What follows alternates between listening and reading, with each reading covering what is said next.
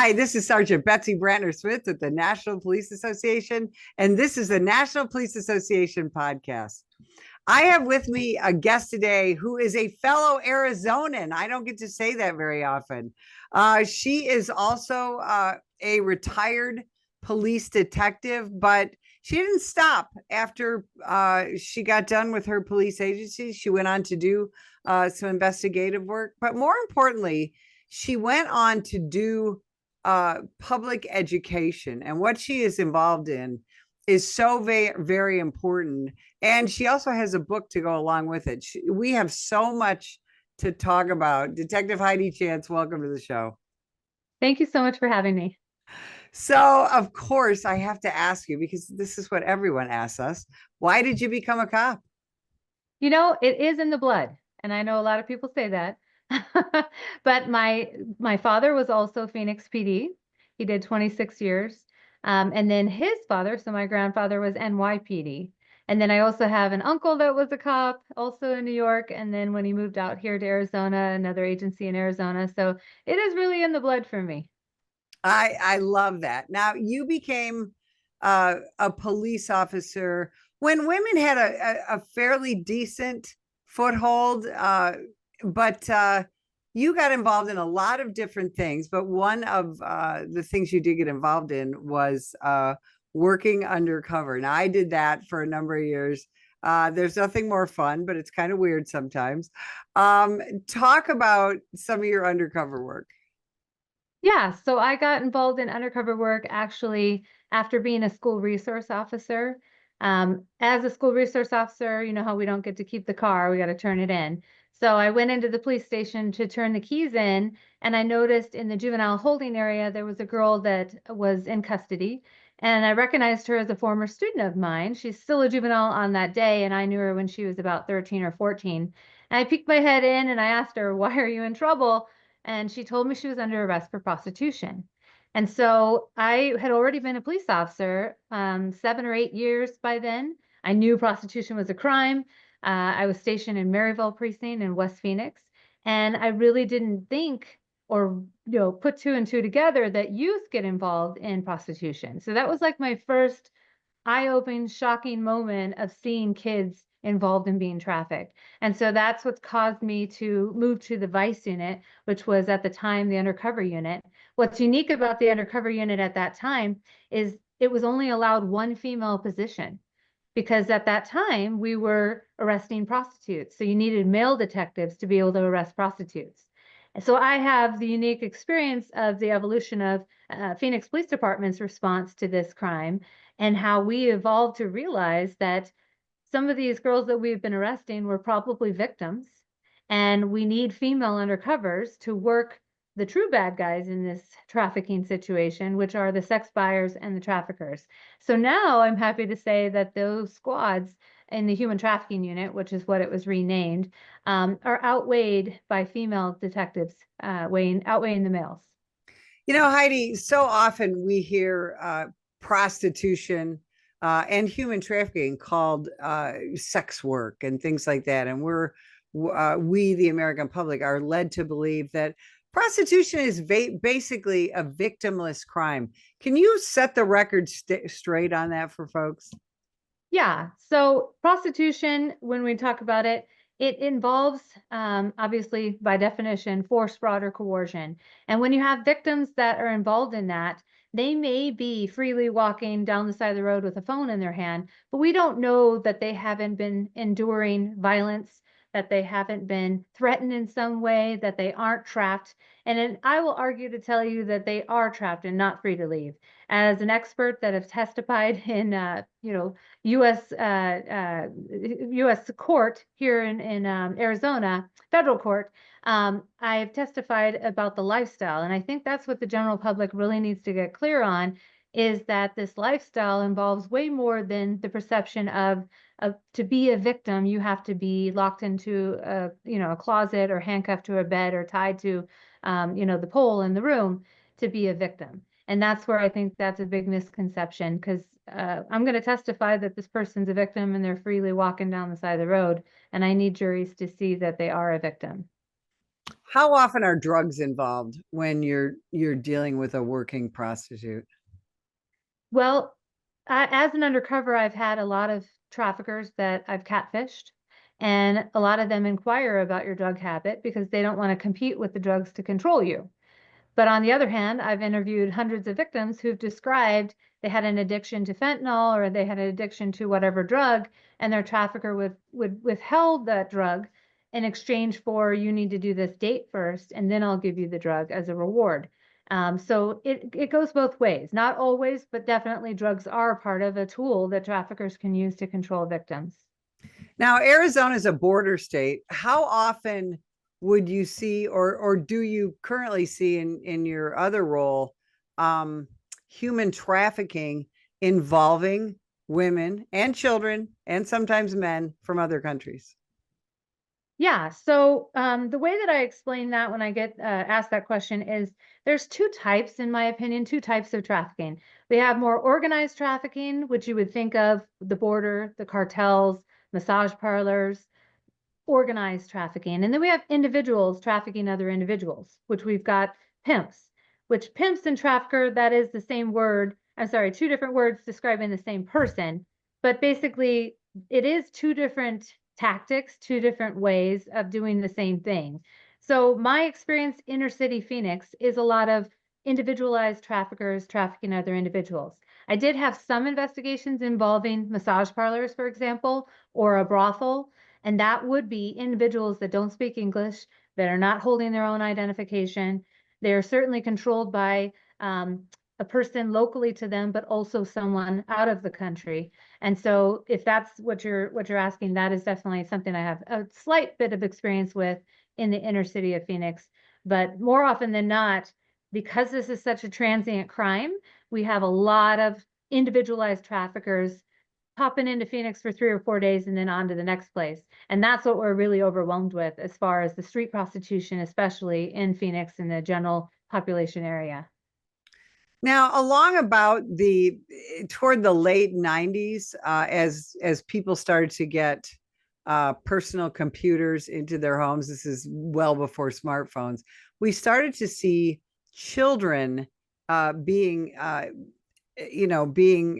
lured by online predators. And frankly, we never got a real handle on it as law enforcement, although we've made thousands and thousands of cases.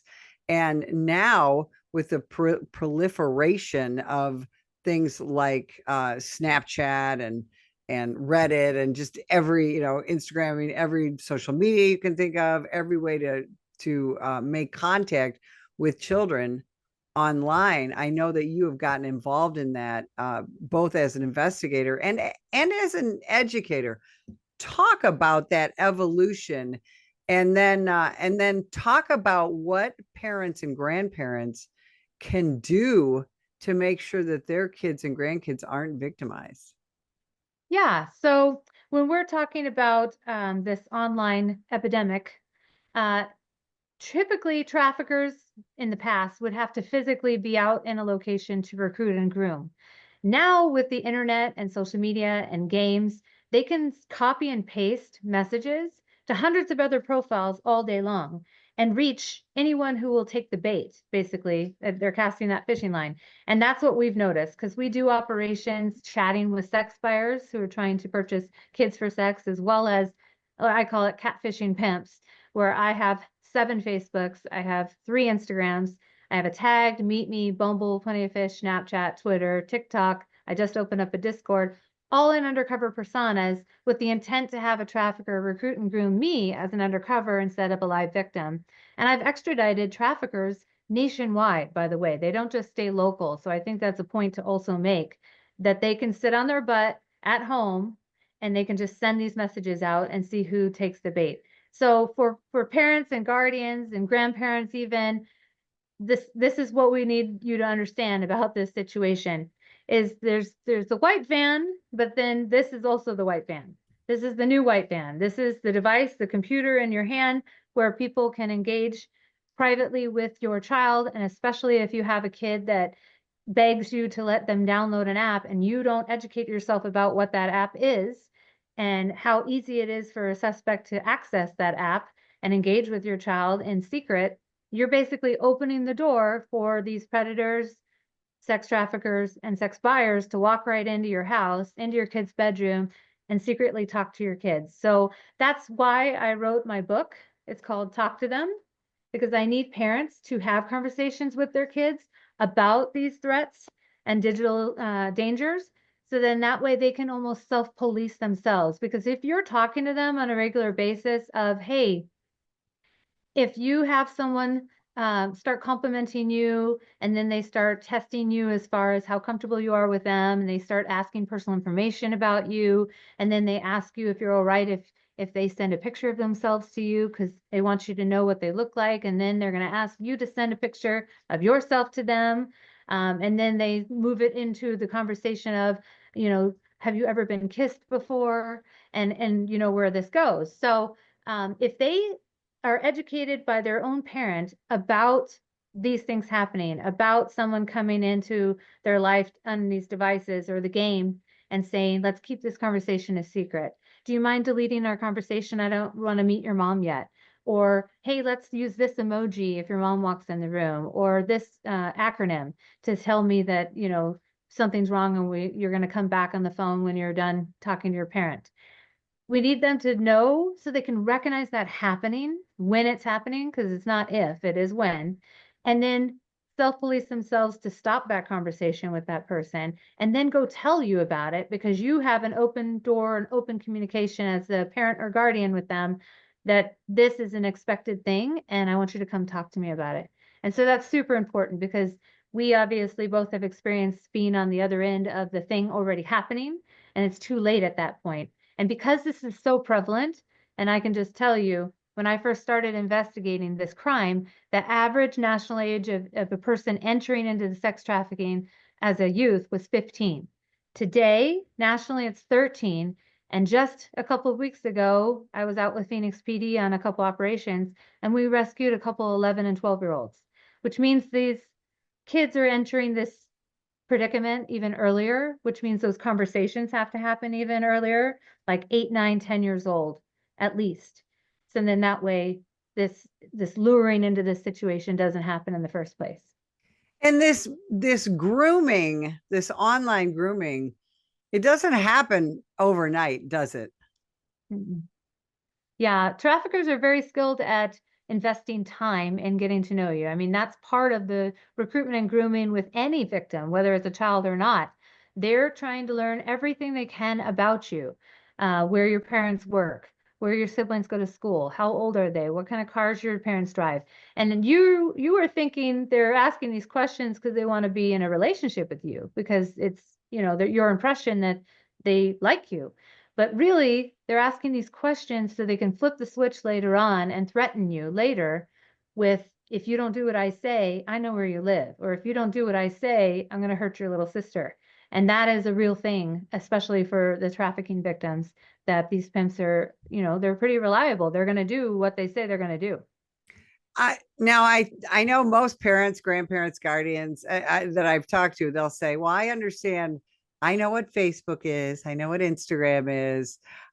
Most of them have no idea that online gaming is its own social media. Basically, they like you said, even you just started a Discord uh, account, and they parents and grandparents don't really understand that when they allow their 10 or 11-year-old to do online gaming, that they might as well allow them to be texting the world. Am I correct on that?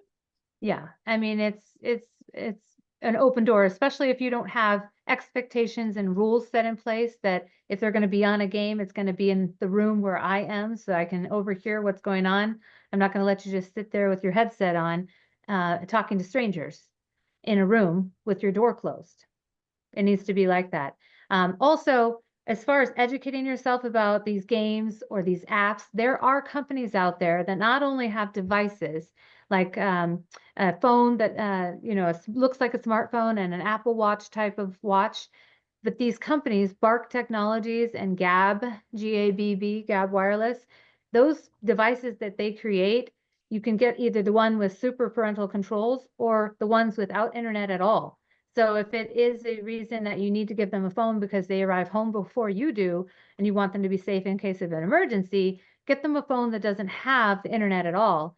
And both of those companies, as well as the Collective app, which is another partnership of mine, they all educate parents on a regular basis. So if you have a kid asking you, Mom, can I download the Friendly app?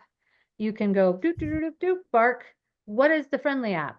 And how dangerous is it for my child to have? And it literally will, the blog articles on all three of those websites really go in depth about how dangerous it is, how easy it is for a person to pose as a peer, create a profile, all those things. And it is a job of a parent or guardian these days to be educated on all these things. What do you say to a parent who says, "Oh, my son or daughter, they would never do that. They would never talk to somebody online. I just can't imagine. I just want them to play their little game and maybe have an Instagram account, but they would never do that." Talk to that parent for a minute. Yeah, I think it isn't that your child has that idea to engage with a stranger. It's the stranger who's seeking out your child that has the idea. And they're the ones that are actively commenting on their posts or actively trying to message them or like everything or get them to notice them so that they can engage with them in a private way. It is the bad guy's idea to delete messages. So if you even have a situation where you find, your child sent an image or was sent an image and you want to call the police and you're mad because you talked to them about this and here they are doing it. The idea came from them, the bad guy, not your kid.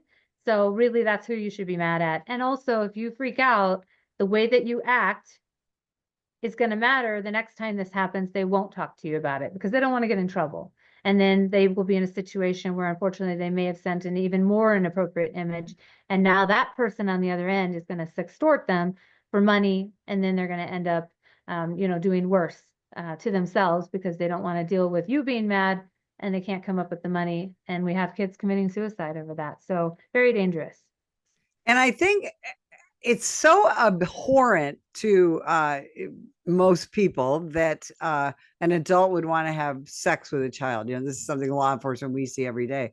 But let folks know how prevalent that is, and that is absolutely, the age doesn't matter, the sex doesn't matter. There's some adult who wants to do something to any age of a child, correct? Yeah. In fact, I had a stat the other day that said 1 in 5 children will be sexually solicited online. 1 in 5 out of all kids. So how does a parent, and I know you've got the book, Yes. but how does somebody, as a parent or a grandparent or a guardian, how do they start that awkward conversation? Yeah, so I modeled the book like a how-to guide, modeled after how I would conduct an interview as a forensic interviewer with a victim that doesn't want to talk to me about all of these things. And getting through to them, the rapport, the timing, making it relatable to, the thing that you want to talk about. Make it be about someone else. Make it be, I was watching an Instagram reel and this woman came on and talked about this happening to their kid. What do you think about that? And don't like put them on the spot, but make it be about that other thing, but also inquiring and discussion and generating that conversation about what you really wanted them to know and learn and talk about. I think that's the best advice. Now, you talk to parents, you train parents, you also train police officers. Talk about that part of your busy life for a couple minutes. Yeah, so when I retired in 21, I started my own business called A Chance for Awareness. And I have my website, achanceforawareness.com. And I have two missions. One mission is very important to me to continue community awareness about sex trafficking because I need an informed public who are going to be potential jurors to hear education about it so that when they're called for their service to serve on a jury, and they hear a detective testify, like I said, about this lifestyle, that they truly believe in that it is possible for this person to be a victim and possible for them to be freely walking down the road with a phone in their hand, but they're still trapped and not free to leave. I need that. I need that because I need to have these victims get justice and hold these traffickers accountable. So in addition to that, I have a class on modern day situational awareness and an actual, online class about the parenting, online safety, that kind of thing. And then on the other side, my second mission is law enforcement training. I've got 16 years working this crime, just this crime, 28 years in law enforcement so far and counting. And I have a lot to share. I've been on the couch with a sex buyer who's touched me inappropriately, and I have had to play that off and still go on with the deal and get the arrest. And so I think training other female law enforcement officers about being a female UC in all of these sticky situations that I've been in, and showing examples and talking through what could happen and how to have this conversation and what if a pimp shows up and all of the things that are involved in staying safe as a female undercover. I have a female undercover school that I host virtually and also can come if a law enforcement agency needs that training specifically. And then I have a class for patrol on recognizing sex trafficking. I didn't have a class in 98 about human trafficking. I'm pretty sure you didn't. In Phoenix, we didn't even start teaching our own patrol officers how to recognize sex trafficking until 2014. So you have a whole bunch of cops out there that were taught to look for bad guys in the form of a gangster or a drug dealer, and pimps completely ignored. And the pimps know it. I actually caught a Facebook Live where a pimp was basically, look at me, and there's 5 patrol cars in the background, and he's bragging that they don't see him, and he's throwing money around. He just pushed his prostitute into the wall, and everyone's commenting on, you're so cool. They don't see him because we weren't trained to. So I have a class on how to actually recognize sex trafficking going on in your random, loud noise complaint at a hotel or a domestic violence call or a vehicle stop. And then I have a class on interrogating these suspects, as well as interviewing these types of victims, because it's a different kind of interview than a sexual assault or a child sexual assault, child abuse interview. Those kids disclose. Those kids want to tell somebody. These kids are in love with their pimp. They don't want to say nothing. And to get them to talk to you is a skill that needs to be supplemented with expert training. And then I have a new case or a new class that I just came up with. It's called Tackling a Trafficker and Taking Their Treasures. Because I'm only one detective in one part of the world, and I've already had 4 traffickers that I've put in prison or jail.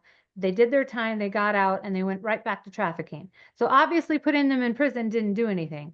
So in that, now I'm teaching, instead of just relying on a victim-based case, we do a parallel case of a financial crimes investigation and go after them for money laundering and illegal enterprise, which is a whole other thing that most cops aren't even trained on either. And so that's my latest class. And I have some other classes, but training is definitely a passion of mine, and I really love doing that and sharing with other agencies all that I know. You know, with your expertise, what do you think we need to do as a society to stop this incredible appetite that some in our among our midst have for sexually abusing children, for trafficking women? It seems to be such a giant problem. Sometimes it gets politicized, and again, there are those people who say, hey, it's sex work, leave, it's a victimless crime, all that. We're looking at the whole big picture. What do you think we need to do as a society?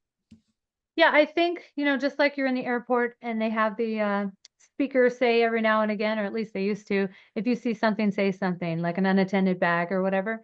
I think reporting, I think that's the only way we're going to hold these sex buyers and traffickers accountable, is if people actually report. And it isn't like you have to have the police car show up at your house. You can call it in and provide your phone number so that we can ask you follow-up questions just in case you witness something else that we need to know. But make the call, report. On my website, I have a resource. It's called my Sex Trafficking Indicators List. It's a whole list of things that might be going on with someone you know. And if see that list and you see 2 or 3 things on that list that are going on with your best friend, they might actually be in the infancy stages of being recruited and groomed by a trafficker, and interfering with that going on and saving them from all of that is a good thing. So reporting. Now, where do you report? So the National Human Trafficking Hotline is all the way in Washington, D.C. I'm in Phoenix.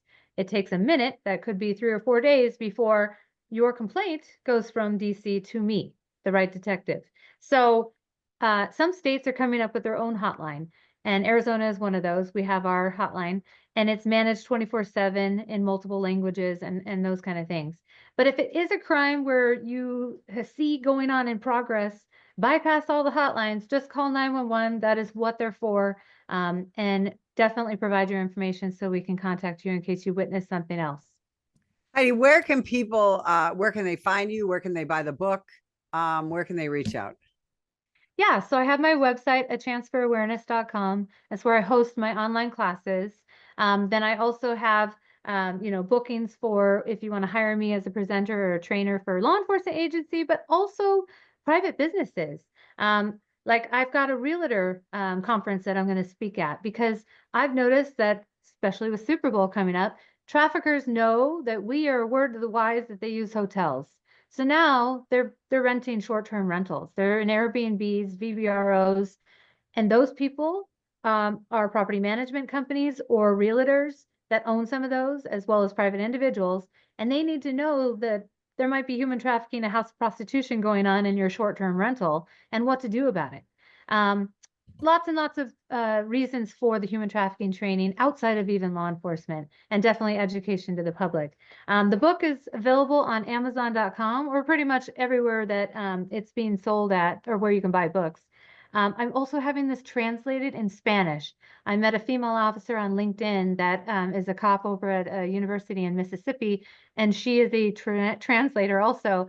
So she's going to translate it in print copy as well as an audio version, so that I can reach a demographic of parents that really also need this information.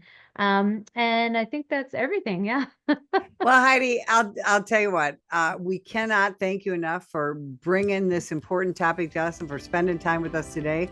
And if you'd like more information about the National Police Association, visit us at nationalpolice.org. Every day, the brave men and women of law enforcement put their lives on the line to keep us safe.